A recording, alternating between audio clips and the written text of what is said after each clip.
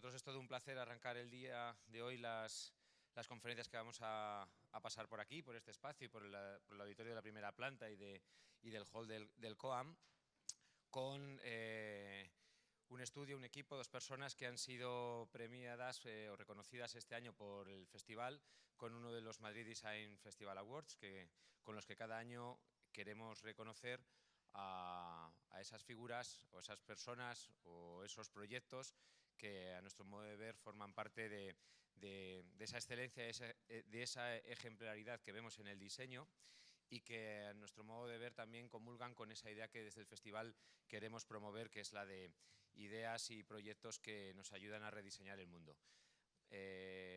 No me extiendo más, vamos a escuchar a quienes hemos venido a ver, así que os pido que por favor demos un aplauso a Neri Hu, que nos acompañan hoy con nosotros.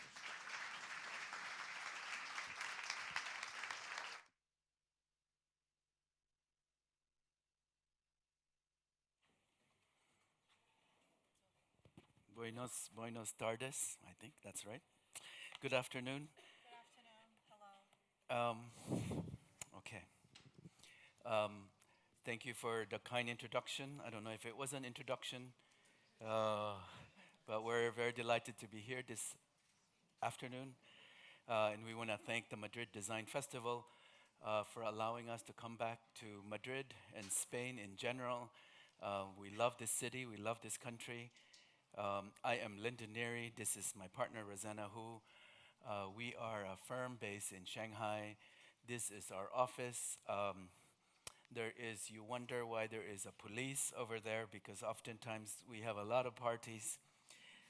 Sometimes we don't even know if we're working. We have too much fun, and oftentimes the cops come and stop us. Unfortunately, this building, we got kicked out after being there for 10 years. So it's a reality that we live in, the city we lived in. We're in the buildings that you live. You might think there's a sense of permanence, but oftentimes you get uprooted, and within 3 months we have to find a new office, renovate, and a lot of our staff had to work under the condition of a renovation, which was probably not allowed in Spain, but in Shanghai everything goes. So today our lecture is supposed to be total design, but we decided to change it. So the person who's interpreting, I said sorry to him today. We're going to change it to obsession. Total design is one of them. A lot of people have requested through my Instagram feed that they want to hear other things, including products. So some of you are probably product designers. So we're going to show you. We're only given 45 minutes. 45 minutos, I think, yes. And so we have to be fast. So on that note, I will leave it to Rossana to talk about a number of our obsessions, and we will go and show you projects as we move on. So I have been given the job of giving you some sort of theoretical foundation to some of our thinking. And this is going to be probably kind of boring. I will read some parts of it because it's words that I can't remember nor memorize. But like Lyndon said, you know, after several years of working, we look back at the projects that we have accomplished, and we wanted to kind of search a way of organizing our thoughts by means of looking at the discursive traces of our thinking and behind our work. And so we kind of came up with these ideas of obsessions that we felt tie certain projects together. And so the first one I'm going to talk about is interiority, which is different from interior, but it has a sense of interior. And I will explain what interiority actually means, and then give some examples of projects. And the second one is total design, and the third one is reflective nostalgia. So here you see the primitive hut image, and it appears in the second edition of Laujier's essay on architecture as the frontispiece in the book. It speaks to the idea of the dwelling as a frame for living. In the drawing, architecture or nature represented by a woman, leans upon the ruins of the classical order. She points to the hut as a new structural clarity found in nature and not in the ruins of the past, to a cherub next to her. The embodiment of mankind trapped by his attempts to imitate the classics, quote unquote, before his time, stripped of ornament and style. The allegorical image asserts that the essence of architecture can be found in nature. So this is really the beginning of man's kind of search for that interior dwelling. Notions of the interior, first and foremost, originated from the primordial need to demarcate interior from the exterior. From Laugier's primitive hut to Semper's four elements, the hearth, the roof, enclosure, and mount, when he expounded in 1851. Architectural origin narrative often returned to a close examination of the primitive, instinctual human desire to be sheltered and protected from the elements. If architecture started as a practice of defining human enclosure through the treatment of interior surfaces as archetypal walls, according to Semper, many architects today appear to have prematurely abandoned this project. As a practice, we at Neri Hu are very interested in interiority itself as a project. And here we want to kind of look at some artwork that are important for us. Andres Jeffler, it's called Supervisions and Untitled. This is part of a series of panels. This is panel Building 5, done in 2004. The image here is from a series from Andres Jeffler, wherein the artist created composite digital images of high resolution in such a way that seemingly recording the patina of all surfaces in contact with human inhabitation. This image captures the potential narrative inscribed in an architectural plan, activities that, interestingly enough, we don't draw in our plans. Walter Benjamin first brought up the conception of the interior into social consciousness as his Arcades project, positioning the interior as a vital foil to the emerging industrialization of spaces and surroundings. In The Poetics of Space, French philosopher Gaston Bachelard explores themes centered around the home to show that human imagination, memories, and dreams are deeply rooted in our perception of how we are sheltered. The home is the center of space that allows us to daydream. It is our sanctum and the very space that bookends our daily consciousness from our waking moments to our transition and our restful slumber. And here is one of our favorite, both of our favorite artists, Louise Bourgeois in her Red Rooms, Parents. If you know about her artwork, this is actually a pair of cells. This is the parent cell, and then there's another one which is the children's. But this is really interesting for us because it's called the Red Room, and it is a reconstructed scene of a child voyeur who spies on adult desires and enters her parents' bedroom. The circular arrangement of panels forces us to peek through the cracks to see the bedroom, which is blood red. Red here represents many things that are part of the domestic realm, including life, birth, death, sexual encounter, and home. So we go to Korean artists. He quote once, "I try to understand my life as a movement through different spaces." Interestingly enough, in the Gwangju Biennale, he had shown works across media, but in this particular specific piece, he created drawing that had sketches and marks of all the pains and the memories of the spaces that he was in. So in here, the vehicle of expressing conceptual of home, the layers of time and his experience of migration. In his artwork, Rubbing Loving, which is actually to the right, so covered every surface of his apartment with paper, which he then rubs with pencil to reveal memory-provoking details. If we look at Adolphe Loos, before he got married, this was a gift to his fiancée, and this was an anonymous photo taken in 1903 of the room that he designed for at that time, not his wife, but his girlfriend, in the apartment he renovated. Very courageous of him. Before they were married, most people probably would decide not to marry him.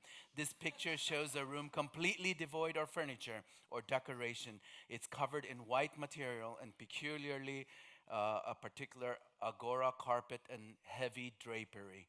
So Loos appears to clothe the interior as he would a body, to recast the bedroom as a soft womb. Is this image of comfort? This is something we all have to think about. And interestingly enough, Loos said, my architecture is not conceived in plans, but in spaces, in cubes perhaps. I do not design floor plans, facades, sections. I design spaces.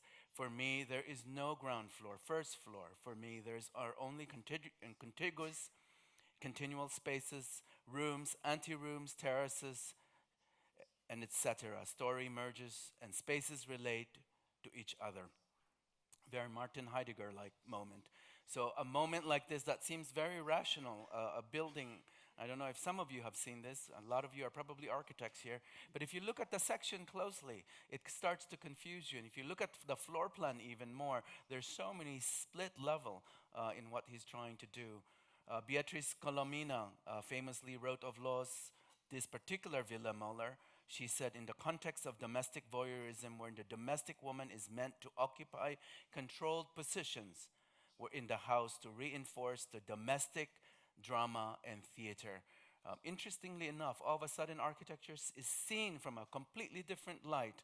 Perhaps not so much interior, as Rossana was talking about, as we commonly see in terms of decoration, but a sense of interiority, wherein architecture is actually dictated by the experiences and the communication within of the people interacting the spaces. So I'm going to go ahead and talk about our first project, a project that we started, perhaps our first architectural project. A client came to us from Hong Kong, a very interesting man. He came to Shanghai and he said, I am buying a place, a lane house in this particular area. And it's highly dilapidated. This is Tianzifang. I think my map is not very clear there. And in this particular area of the city, there were a lot of this typology of a split lane. And he had a very simple request. He says, I'm going to bring me and my friend will come, and we will come to Shanghai once every month, and we will get to know each other very well. Interestingly enough, the wife was not part of that conversation, and since we were starving and we only did interiors and we really wanted to do architecture, I didn't really question further. I just said, no problem, I'll get things done. So in rethinking this typology and this lane house, if you know historically in Shanghai, the idea was the front room was the major room and the back half of the room is split. Oftentimes the first floor is rented to students that come to the city, and the main rooms are always on the second and third floor. But what we did was a bit more challenging because the stairway that connects all the floors was already dilapidated beyond repair. So what we did was simply, in the floor plan it seems basic, what we did was we inserted this metal vertical connector, and next to it was the most private part of the house. This was to, in many ways, meet the requirement, the physical connection of the spaces, but at the same time, to also meet the requirement that he wants a space that will challenge his friendship with two of his best friends. So we put the most private part, which is the restroom, to the most public part of the house. And so here it is. You see some of the spaces. I want to show you that stairway that leads you up. So when you go up to this, of course he lives on the third floor, so he controls everyone. He goes up and he can control all his friends, whatever they're doing. We're not that crazy, we're not that perverted, so we actually have curtains. But he said, no, if my friend is to live with me and want to take advantage of my hospitality, there's no curtain. So it was an interesting moment in time. Unfortunately, this man passed away a month after he moved in. So you can imagine when the wife came to us and asked this question about the notion of interiority and what this interior really was, um, came to my office and goes, I didn't know about this project. What did my husband ask? What was the reason behind this particular project? I said, he wanted to surprise you. So architects, we have to be clever. We have to be able to navigate the difficulty. The decorative elements in here added over the last 60 years were stripped off, and large openings were created on the frontal section to improve light qualities to the public spaces of each apartment. It is as if we have sliced off 60 years of time and now forces the building to embrace its community without a mask. Talking about masks, we're over 14 days, so we're virus free. Without a facade, we are free, we are healthy. Thank goodness. Whew. Question is, I don't know, if we can go home. So without a facade, literally, urbanistically, it is reshaping the Lyndon typology with the transparency and modernity that fulfills the vitality of contemporary life. At the same time, when your neighbors could gaze into your everyday life, you have the city open to your private viewing as well.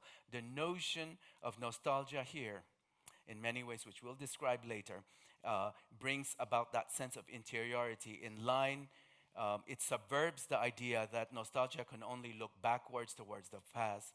But we do believe that to long for what's lost also has the capacity to create something new. And so I'm just going to go through and I'll let Rossana explain the second project. This next project is the new Shanghai Theater. It's located in a very busy part of the French concession.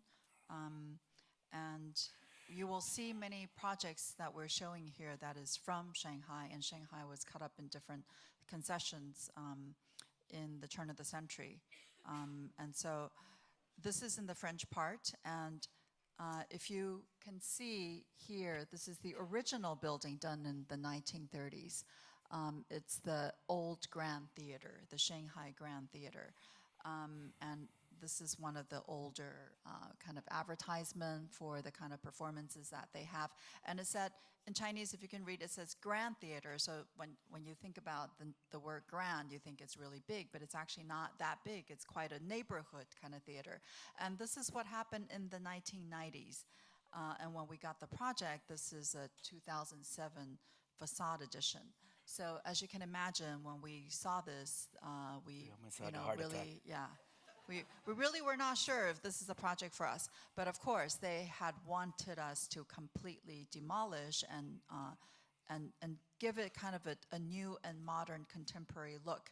So what we thought we wanted to do is to give the building a very heavy stone volume hovering just above the ground level, so lodging firmly between the neighbors, announcing its presence in a very firm way, but also bring back kind of that, old, do you remember the original building? So kind of that modest architectural iteration back to the facade.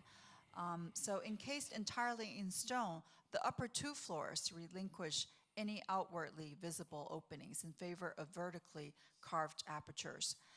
And what is interesting for us and why we grouped this project among the interiority is that for us, I think this is kind of an urban interior that we are expressing, because even though the project is a neighborhood theater, and people do kind of, treat this as a communal space, we were giving back to the community a much larger space, and that is this part that you can see. So the part that used to be kind of their interior entry is now given back to the sidewalk. And because of time, I'm actually just going to go straight to the film. There's a film, right? Yes, let me do it. And then explain the project when you're watching the film, because I don't think we can finish in 45 minutes. Okay, so this is, life every day on the street in Shanghai. It's busy with a lot of people passing by, school children and whatnot. And so what we wanted to do is for the building to open itself up to the people who walk by, to the community. So not only by giving kind of this front part, this front entry to the sidewalk, but also invite them in kind of visually, allowing that visual corridor to move into the front entry.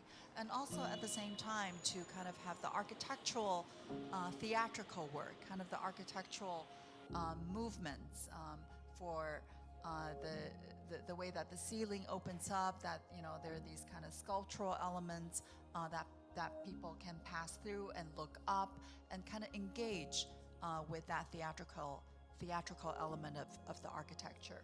And as if, before you go in to see the theater, before you go see a drama piece, you actually already engage in kind of that dramatic architectural movement from the outside. What was the challenging part of this particular project was as soon as it opened, the frontal part, a lot of cars start parking in front because they thought it was part of the public space. So we actually had to have someone in my office for 2 weeks guarding there and making sure. I thought we managed to give back a sense of community, and they literally took that sense of community and start parking in front. Government projects like this are there are many, but oftentimes they are not high-paying jobs. But when the government asks you to do projects like this, you can't say no. Yet we call this Grand Theater, but the theater is a block box, so actually it's already designed, so we have no control. So we were only given this frontal part. So ironically, the Grand Theater is really a small theater. And we don't always get to do our signage, and that signage was forced upon us, the name in Chinese calligraphy. We have a very good graphic designer here. That's why Rossana is saying that. So I'm going to go straight to the third project. This is this just recently completed. If you are familiar with Qinhuangdao, which is about 2 hours away, it's by the sea coast. It's northeast of Beijing, and oftentimes people go to the seaside. Either you fly from Shanghai, which take you about 45 minutes, or by car about 4 or 5 hours. And it's common now having seaside cities, new developed seaside cities in China, because people are getting wealthier, and at the same time they do not want to be in the city over the weekend. Now, if you're familiar with this particular area, there are a number of very good architects that have done a library, a chapel by Vector Architects. If you're architects here, you probably are familiar. Open Architecture did UCCA, the Dune. And so I was excited when the client called us and said, would you be part of this whole group of architects? And we're like, of course, not a problem, without even asking what the site is or what the program was. I said, no problem. And sadly, when I went to the site, I said, where's the beach where everyone is building? He goes, well, everyone built all along the beach. It's already done. There's 7 architects. I want you to build something in this Mediterranean town. So I was like, Mediterranean? That's interesting. It's like a beautiful new Mediterranean. I'm like, this is a fake Mediterranean town.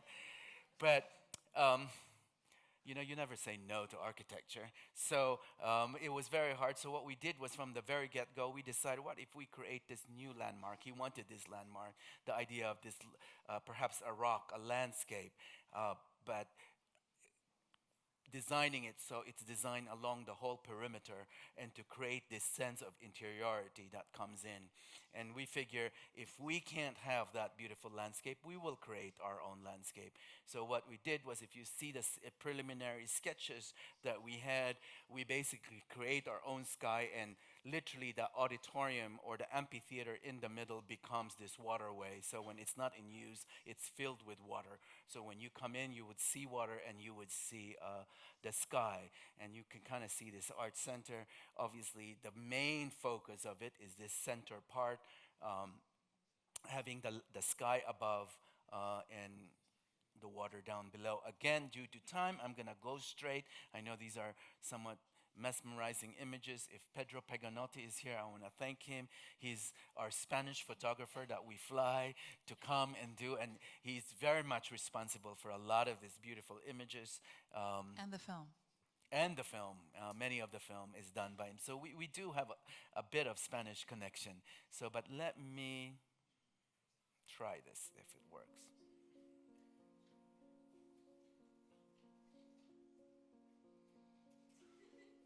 Can you guys hear? Okay. And this is actually open air. So, I mean, it's grouped under interiority. And again, I think that the notion of interiority isn't so much just about being an interior space, but the idea that kind of this interior space is also open air, but it houses kind of the core and the womb of the building. And it's central to the architectural concept.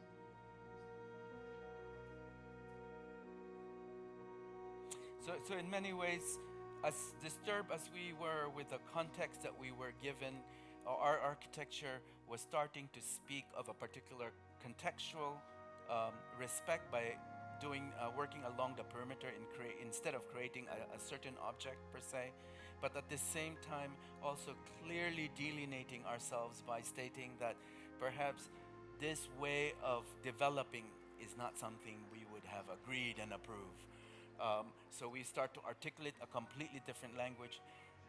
The good thing about the developer, but he was perfectly happy that we come up with a completely different language, because if you were to try to be contextualized on a fake environment, that's also a little bit odd. But this is a situation we deal with.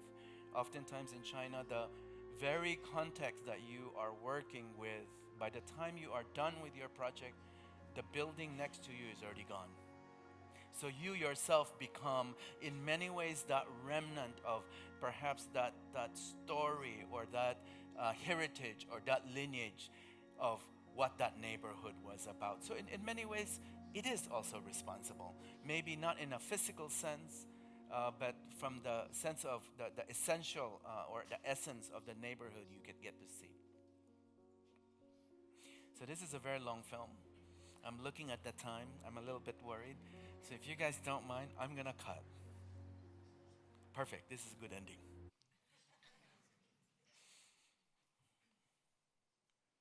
So this brings us to the second obsession we named total design. The word total design, believe it or not, actually was first brought up by Richard Wagner, who is, of course, a composer, not an architect, nor a designer.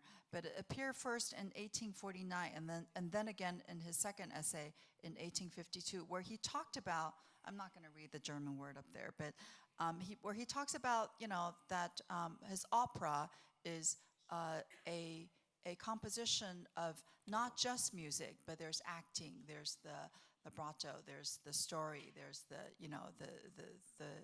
the words that the singers sing, as well as the scenery, the staging. So all that became kind of this idea of the total work of art.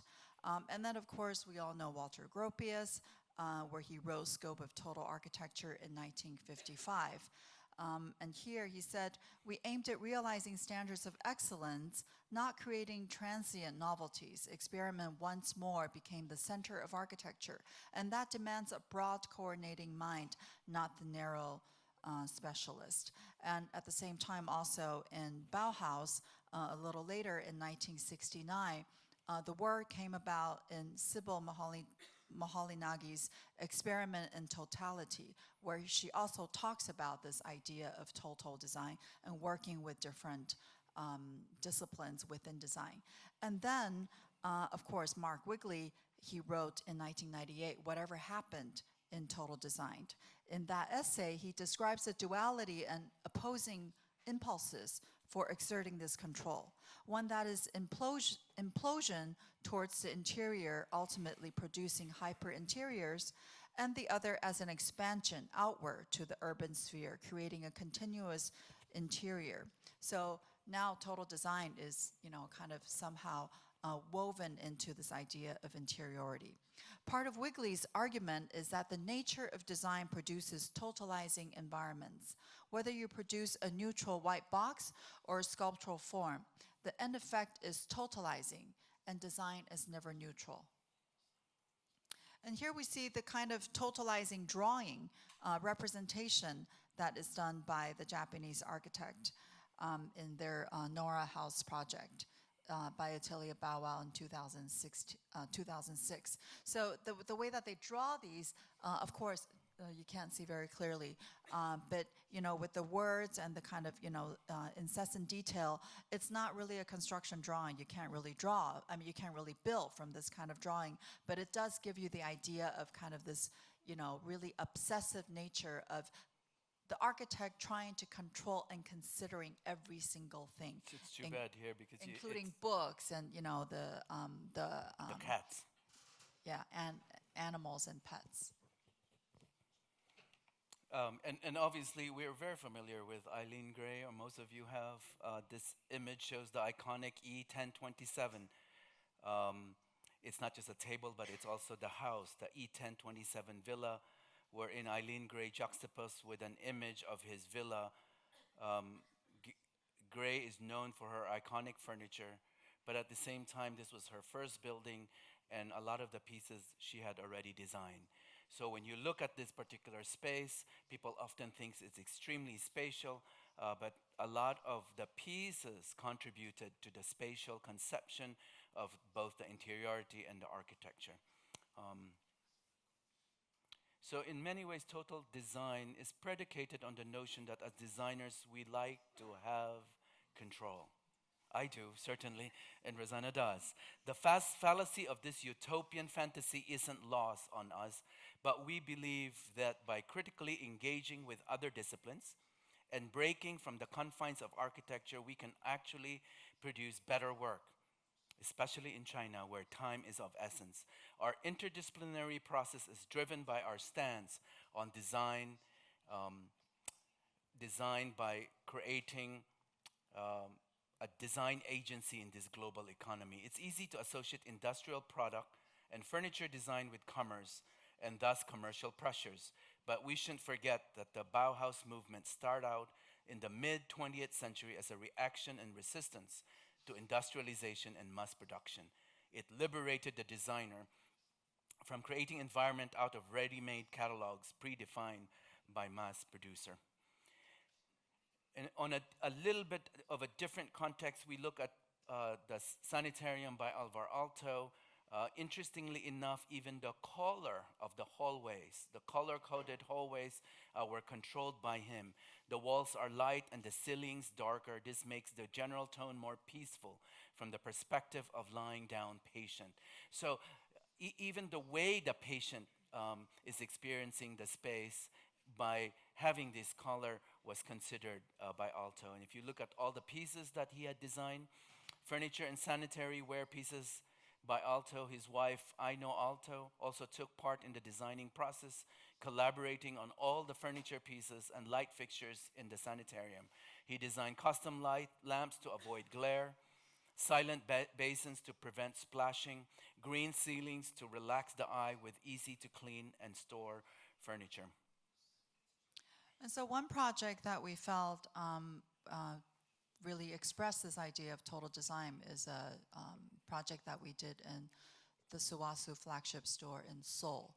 And it's in the Gangnam area, a very central commercial district. And if we will go to the film after, hold on. Okay. After we talk about the concept of the project, wherein we wanted to see this as a lantern in the city, and the notion of lantern as a concept actually is noted in every part of the experience within the project. It's very light over there. Oh, I guess you can't see it. Yeah. So the promise you lantern it's so much better as an here. icon and as an experience, we have 10 more minutes. We're not even halfway through. Okay. We're there. We're three So quarters. let's just show the film, and then I will talk about it. So the project came to us very interestingly, especially for an Asian woman, because Suwasu it's an amazing brand. Most Asian women know it and love it, but they don't have a store. They don't have a flagship store. They never had a flagship store. So we were given the project And the number one kind of brief was to give the brand a space, to give a brand an experience that their customers can identify the product with. And so it's not just it's not just an interior project, but it's very much a branding project. And what we thought of doing is to kind of also architecturally think of this existing building. The building was already done by a very well-known Korean architect. So we conceptualized what we were to insert into this building, kind of this interstitial poche. So if you think of architectural poche, it's usually kind of those, spaces where we black out and they occupy a lot of the support spaces. But here we kind of open up that poche, so you can't really enter because it's this lattice work that occupies the space, but you're able to kind of see beyond, so the space becomes transparent, and then it becomes kind of this iconic and metaphoric lantern where you experience from the point that you enter the building all the way up to the fifth floor Sky Lounge upstairs. And then here you also see that we work with our product design team, where we design the lights that are hung all over this lattice work from the basement spa all the way upstairs. And then from this lattice work, there are also different hanging pieces that are kind of plates where they can put the face creams as display, and also the mirrors where it kind of questions, the search for beauty, and a lot of kind of these mirrored reflective surfaces that, again, kind of, as you're searching for beauty, you buy the cream, and then you can see yourself in these different reflective surfaces. And we also have used, I would say, 90% of the products that we design for different brands. So that blue carpet was done by Nani Marquina, Barcelona carpet brand. These lights are manufactured by Via Bazzuno from Italy, and we had, I think, lounge chairs by Classicon. So it's kind of a perfect marriage of our product design team as well as our graphic design team, where we took the original kind of pattern, the pattern of the brand, and kind of decomposed them to different layers, and they kind of became these removable doors. And when they come together, you will see their logo and their pattern as a whole. Oh, and the outdoor furniture here is what we designed for Gandio Blasco, also a Spanish outdoor furniture brand.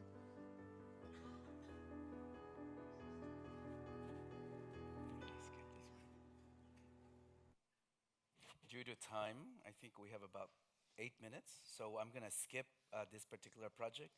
I will show you images so you can ask me later if you're interested. It's literally a garage, interesting way of looking at garage, because with this dying car culture and with Airbnb, Uber, and the idea of Tesla and self-driving car, this particular client actually decided to create a car hospital, which every car will be given a particular repair individual, and then there is also a gallery, there's a cafe, very, very interesting new concept, but I think and it allowed us to have a lot of leeway in terms of designing both the graphics and all the furniture. What I want to quickly go through the product design, just in case product designers are here, because we do have 3 more architectural projects that we will close. But I'm just going to quickly go through some of the pieces that we have designed over the last 12, 13 years. Some of the brands that are sponsoring this Madrid Design Festival. So your pieces are here, just so you guys don't get upset at me for not showing these pieces. Anyways, Rossana and I started this idea of having an imprint, we call it, to create new pieces based on Chinese abstraction, be it the bamboo root or even a common ladder. that's commonly used in the neighborhood, and we turn it around and making it mirror ideas of lacquerware and the idea of using refine that has been done over the years. And many brands that then have started to ask us to collaborate with them. This is with a Portuguese brand called De La Espada.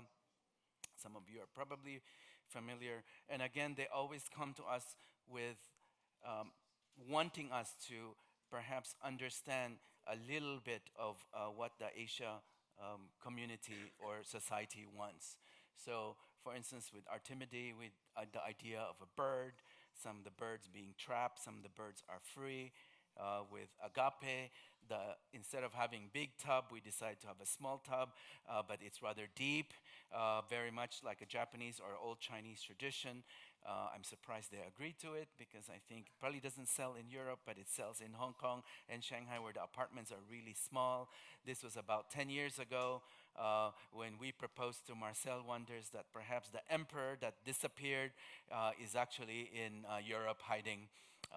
In the face of the emperor, you can kind of see. So some of the pieces we created patterns and carpets for them. Ramon Obida was the first one who actually gave us this opportunity about 13, 14 years ago, maybe longer even, when no one knew who we were. But the difficult part was we had to collaborate with Swarovski, and as architects, we're not into Swarovski. But that was part of the sponsor, so we created Swarovski up above and argued that, We hid them so no one can see them. So Swarovski But- goes, where is our pieces? But actually, it And I said, reflects light. when a really lady beautiful comes, light. it reflects light and this beautiful glitter. And of course, you have to create stories to make it happen. So it's part of the BD Barcelona collection. It's very expensive. So my daughter often asks me, what are you doing anyways as architects? And never really respected what we do until Victoria Beckham sat on our chair and considered one of the best chair that she's ever seen. And my daughter goes, maybe you're okay. So this was for a particular Japanese-Chinese brand where we created some of their visual direction as well. This is for Classicon, which is the German brand, and I think many of you probably have seen this. And again, it all links back to a particular heritage, a particular certain mundane, ordinary things that we see. For Gandia Blasco, it's a very simple detail. This was done. So a number of, again, this is a Spanish brand. We want to just show you. We took for Nani Marquina the street of Shanghai and literally make it into a rug. The patterns in the street. This is also a Spanish brand. The founder was here. We had dinner with him last night. I'm surprised he's not in this lecture. We're disappointed. So a very Spanish thing to do, more important to eat than to come to a friend's lecture, but that's okay.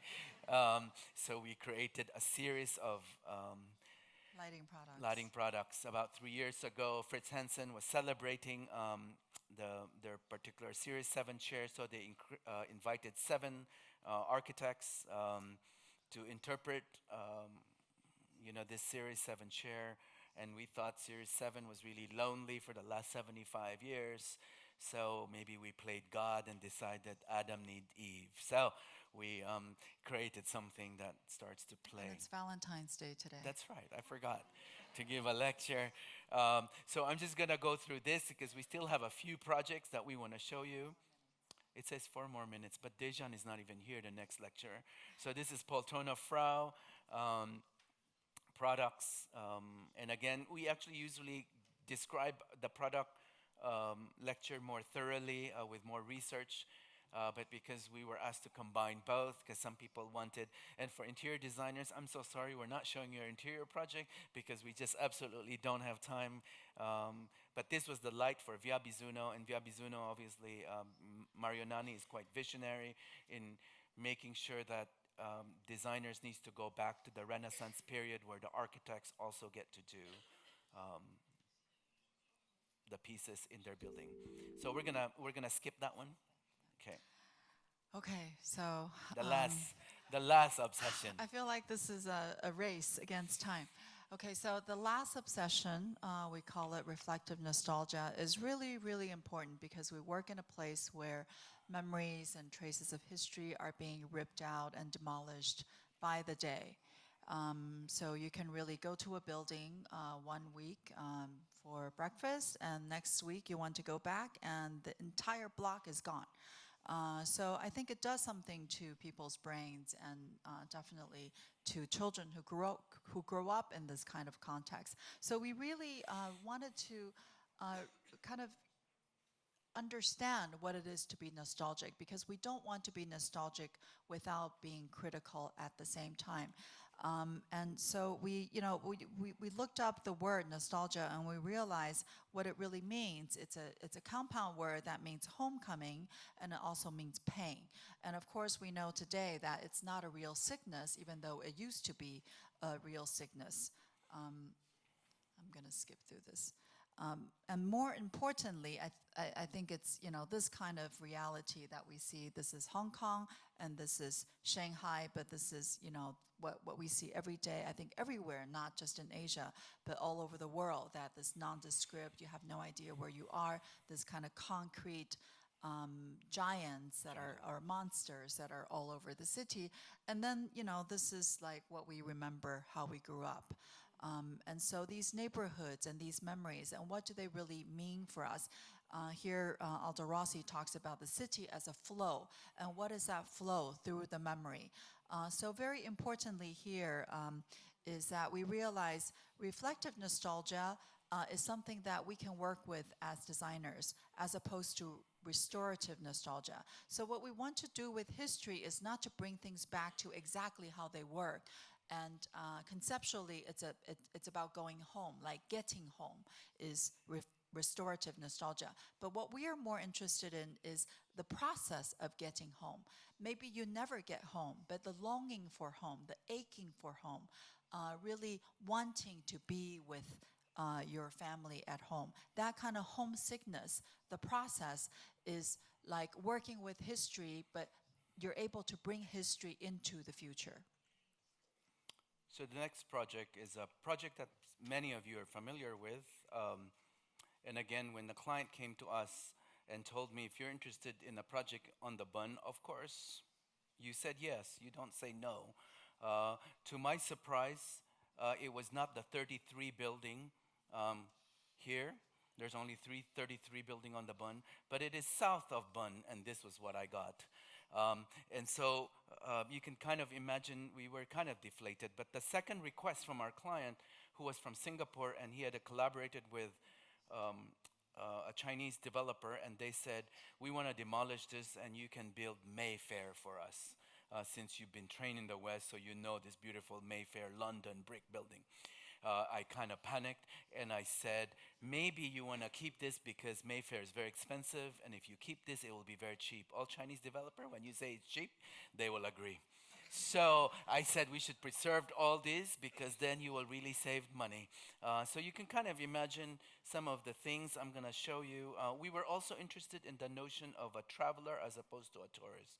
A traveler is more interested in the essence of a city as opposed to a tourist where they have a checklist of where to go and they think they know the city. So we were more interested in people in creating a hotel that hopefully understands the essence when they come and be able to understand actually in the city that people hang their clothes, that you are in a lane and you would see people cooking or taking a bath, not to be perverted, but it is a real condition. And so we start asking ourselves, what if we create this condition? So in the floor plan, it's pretty simple and basic. You don't really see it, and you have to do that with clients, because if you show them that you actually can look up and down and be able to see all these different kind of secrets within other people's lives, they might have a problem, because we're so used to a world wherein it's all Grand Hyatt or Four Seasons, right?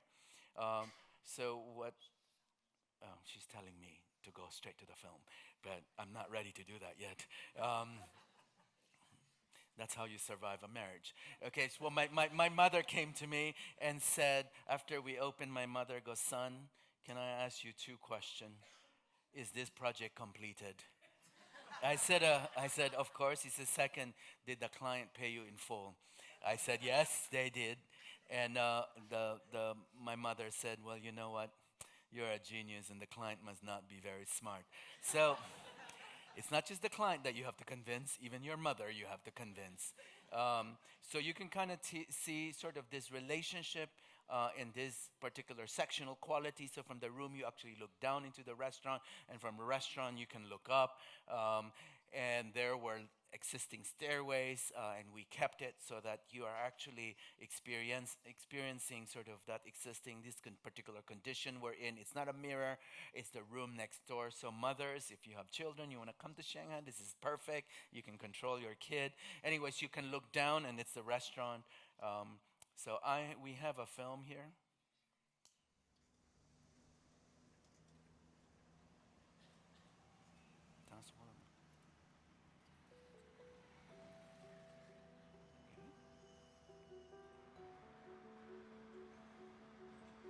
So it's a very different way of preserving, obviously.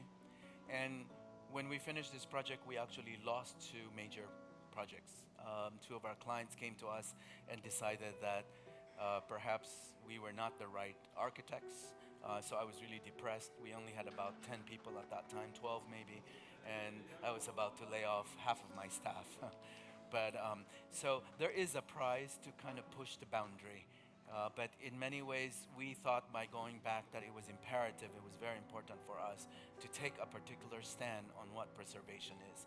Is it just the building that has a plaque? Is it just the building that the government deemed as worth preserving? We certainly argue that there are life within projects that are probably not deemed as purely historically more accurate to preserve. Or valuable, like who is judging whose memory is more valuable?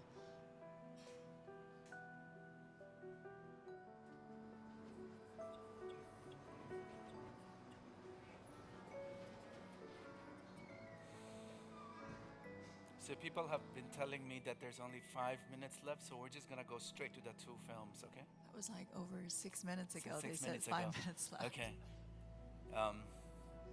So you guys decide, you want to watch the next two film? Okay, you see, organizer, I'm so sorry, but they all do. This is the Spanish community speaking. You know, my wife and partner, she's always orderly. She likes, and me, I always like to break the rule. Now you know who breaks the rules, right? I break the rule, and in Chinese, you always say to the government, you don't ask for permission, you just ask for forgiveness. You see? So for the last 15 years, I've been asking for forgiveness many times.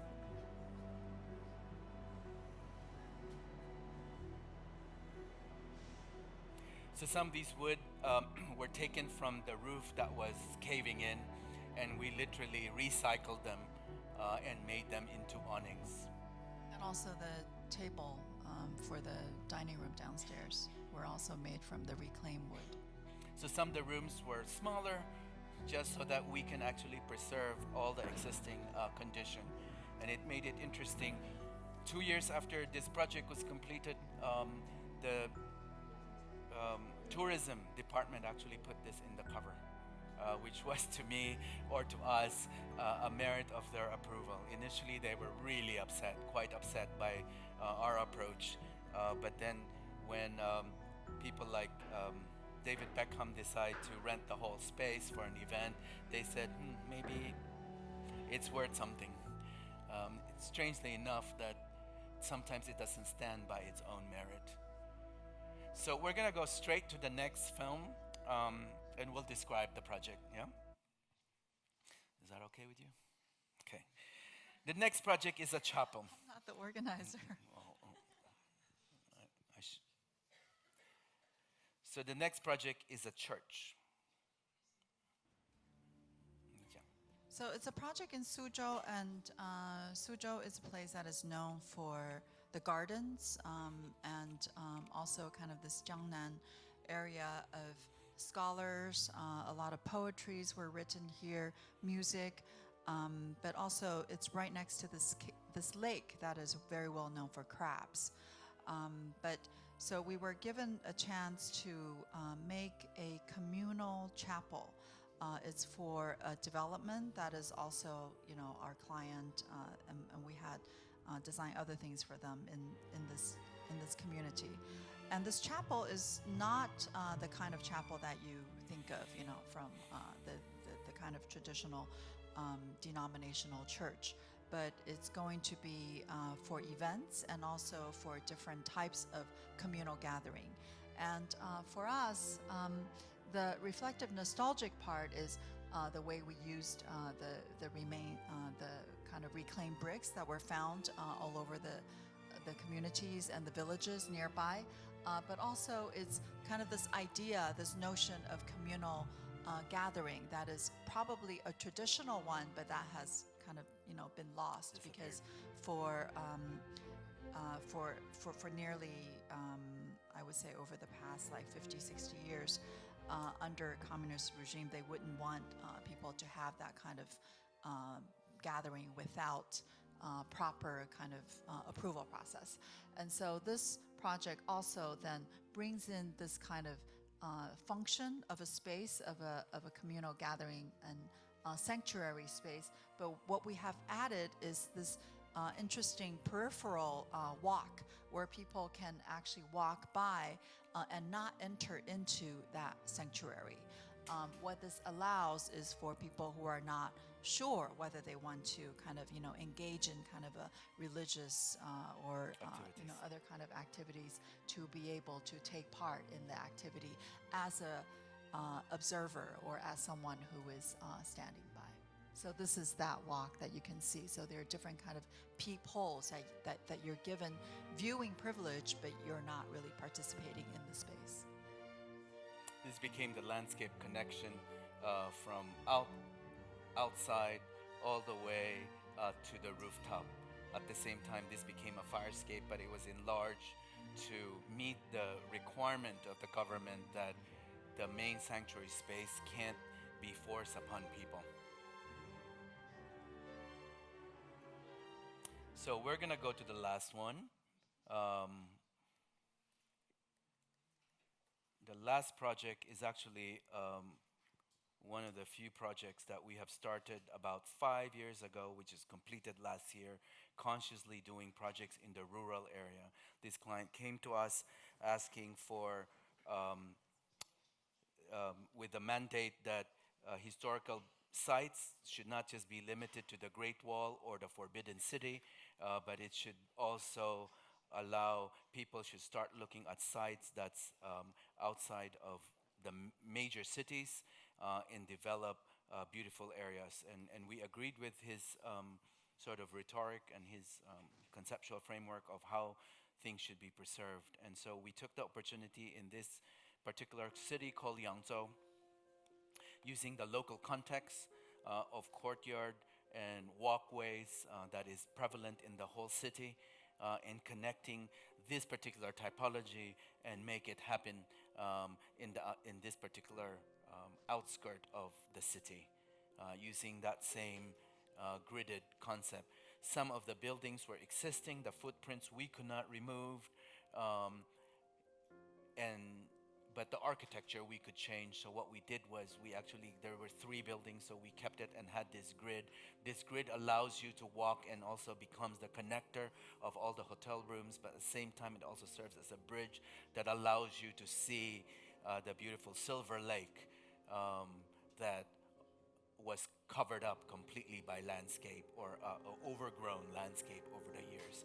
In fact, that front part that you just saw was filled with garbage when we entered.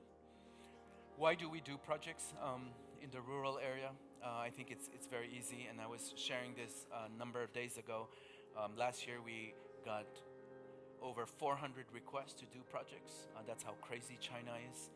And we took about 13 projects only, but consciously taking on rural projects that are perhaps not as high paying, but brings meaning and purpose to us, because we realize that many people that have leave rural areas, rural communities to major cities because they're high paying jobs.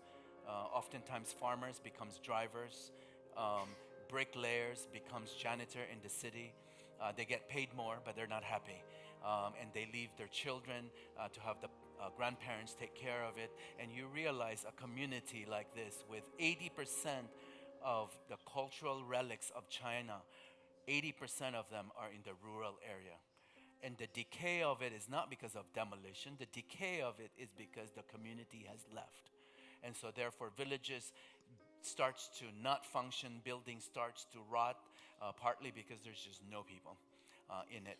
And so we decided with this particular man, he had taken about 12 properties all over China, and he had this mandate that all these rural areas needs to be rehabilitated, that the community needs to come together to allow work. I'm not saying that one hotel will do magic for the whole community, but it is the beginning. It is a seed that starts this idea that perhaps within their own communities that livelihoods can be made. So we worked with bricklayers.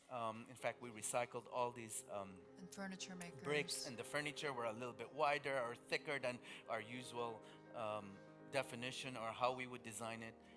We would argue with people that are doing bricks because they said, your drawing's useless. They would throw it away. But we learn as well throughout the whole process of how actually to be sustainable in a real way. So it's easy for us as architects to take on glamorous projects, and sometimes it's also very tempting for us, especially with all the choices we're given. But what's important and imperative for us as a practice is that we stay true to ourselves. I had shared in many of my lecture that I really like Antoine de Saint-Exupéry quote when he says, "We do not aspire to be eternal beings, we only hope that things do not lose its meaning." I think as designers, be it product designers, interior designers, architects, we do have the ability to make changes. But what's important is in the process of doing so, we better make sure that what we're pursuing has a merit, a purpose, and a meaning. Because if we don't, then we're clamped in the same group as people who are just doing it for commercial reasons and purpose. And I do believe that a city without musicians, without writers, without thinkers, without architects, without artists is a dead city. If it's just filled with lawyers, nothing against lawyers, if it's just filled with business people, I think a city is dead. So we have to be careful. We have that responsibility to make change. And so we should take advantage of it rather than abuse it. And we have now been fortunate to be able to practice and have projects around the world, many in Europe actually, and now starting in the US as well. So we're excited, but at the same time it's also daunting. We're quite nervous because we do not want to get ourselves in a position wherein meaning and purpose starts to deviate away from the very core of who we are and what we're about. I think he's about to close the door, so I say thank you very much. Yeah, thank you very much. Thank you, And Madrid. sorry for going over time.